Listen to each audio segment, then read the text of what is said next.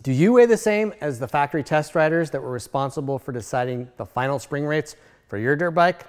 I know I don't, and because of that, my motorcycle might handle differently than designed. Today in MC Garage, I'm going to show you how to set up your dirt bike sag.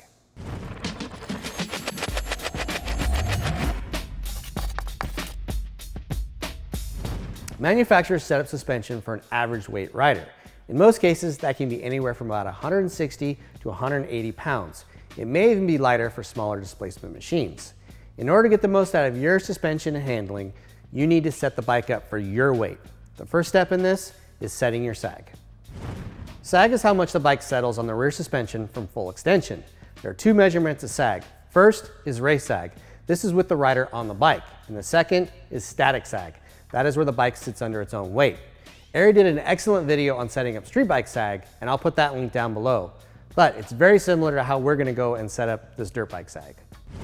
Too much rider sag will have the bike sitting too far into the suspension stroke and make the bike feel lazy with less steering response. Effectively, the steering rake has increased as the rear is squatted and the bike has rotated around the front axle. If the sag is too little, the exact opposite happens. Steering can be too quick or nervous as the motorcycle is up on its nose and the rake is decreased or is steeper.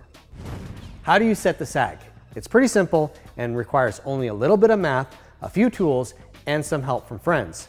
You'll need a tape measure or a sag scale. A sag scale saves you from doing the math, but I'm going to use a tape measure here so we don't need any special tools. If you have a Japanese dirt bike, a hammer and punch will also be needed for the spring adjustment. For European bikes, you're going to need a correct size Allen and a punch to move the spring adjuster. Start with the bike on a stand and measure from a spot on the rear axle to the rear fender. Use these same spots throughout this process to ensure consistent measurement. I like to make a mark with a Sharpie, measure it in millimeters, and then write it down. Now with the bike on the ground, sit on the bike and have someone hold the bike for you so you can have your feet on the pegs and your hands on the bars.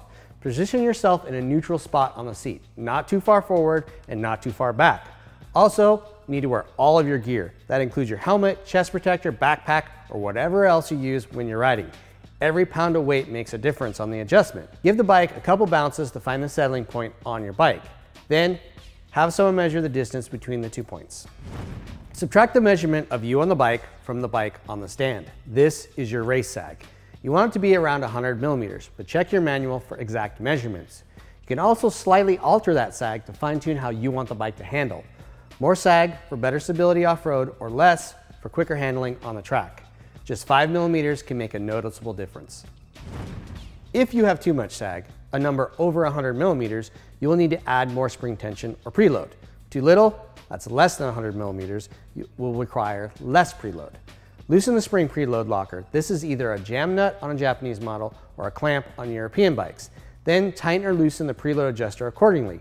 Every full rotation usually changes the sag by about 2 or 3 millimeters. Adjust and measure the rider sag again. Once you get the rider sag correct, you'll need to measure the static sag. This will tell you if you have the proper spring rate. Once the rider sag is set, the static sag should be around 30 and 50 millimeters. Just balance the bike off the stand and measure the same spots again and do the math from the measurement with the bike on the stand. If you're outside of this measurement, you need a stiffer or a softer spring. More than 50 means you need a softer spring, and less than 30 means you need a stiffer spring. After you have both the rider and static sag correct, tighten the preload adjustment locker.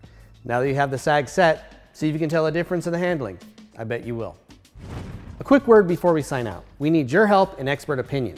Have you ever imagined stepping into our shoes for the day? Now's your opportunity to share with us your evaluations of motorcycle manufacturers and aftermarket companies. You can also tell us about your riding experiences. Please take our 4th annual motorcycle rider study by clicking on the link below. Also, if you're 18 or older and you live in the US, you can enter to win a chance for a cash gift card. That's it for this episode of MC Garage. If you like what we're doing, hit the like button, subscribe, and of course, share with your friends. If you have questions or comments, put them down below, and we'll see you next time.